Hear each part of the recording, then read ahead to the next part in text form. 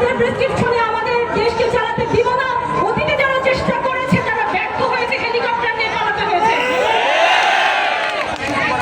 ফলে ভবিষ্যতে যদি আপনারা অতীতের আপনাদের পূর্বপুরুষদের লাইনে হাঁটেন, পথে হাঁটেন, তাহলে মনে রাখবেন আপনাদেরও কিন্তু হেলিকপ্টারে করে পালানোর সুযোগ হবে না। আপনারা গিরগিটির মতো রং বদলান, আপনারা ভোটের আগে হ্যাঁ ভোটের কথা বলেন, গণভোটের প্রচারণা করেন, ভোটের পরে নির্বাচনের পরে আপনারা বলেন যে আপনারা জুলাই সনদ বাস্তবায়নের ব্যাপারে আপনাদের মাথা ব্যথা নেই।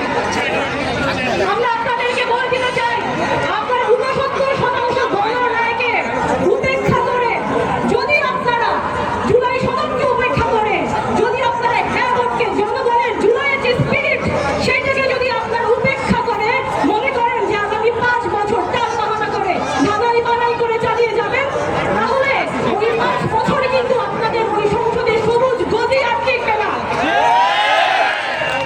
ফলে আপনারা জুলাই সনদ বাস্তবায়ন করুন, জনগণের প্রত্যাশার যে প্রতিফলন সেটা আপনারা আপনাদের সংসদীয় মাধ্যমে পূরণ করুন।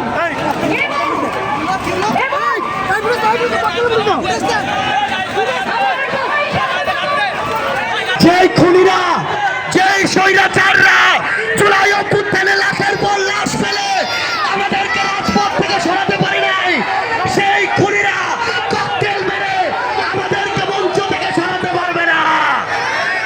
এই সাভার হচ্ছে শহীদ ইয়ামিনের সাভার, এই সাভার হচ্ছে শত লাশের সাভার। এই সাভারে আমাদের উপরে যাই চেষ্টা করা হোক কিছু করতে পারবে না ইনশাআল্লাহ।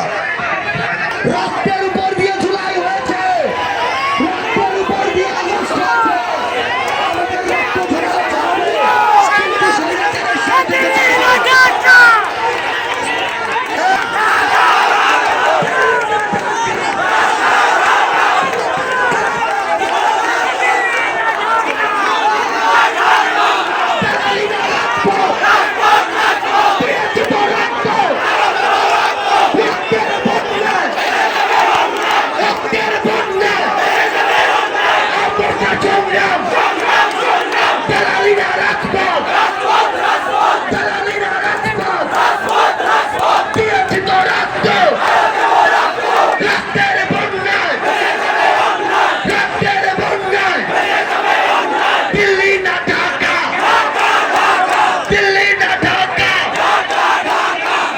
ককটেল মারা হয় ঠিকভাবে আমরা হতাহতের সংখ্যা এখনো বলতে পারছি না।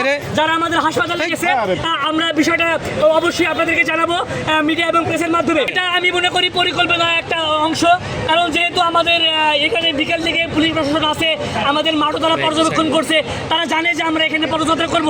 আমরা আইন শৃঙ্খলা বাহিনীকে আমরা বলেছি, থানাতে আমরা ইনফর্ম করেছি, তারা যথেষ্ট এখানে ফোর্স এনেছিল, তারা বিকেল থেকে এখানে আছে।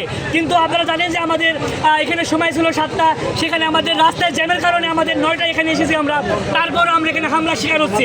আপনারা দেখছেন যে এখানে প্রথমে কারেন্ট বন্ধ করে দেওয়া হয়েছে এবং এখানে ককটেল বিস্ফোরণ করা হচ্ছে।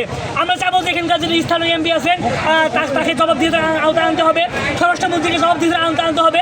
আমাদের যে প্রধানমন্ত্রী পিএম, তিনি তো লন্ডনে ছিলেন 16 বছর, তিনি তো জানেন না বাংলাদেশের কী অবস্থা। তিনি লন্ডন থেকে আমরা জুলাই যে এনেছি, জুলাইয়ের এই ফল যদি আমাদের হয় তাহলে আমরা কিন্তু আরও একটি জুলাই আমরা আনতে বাধ্য হব।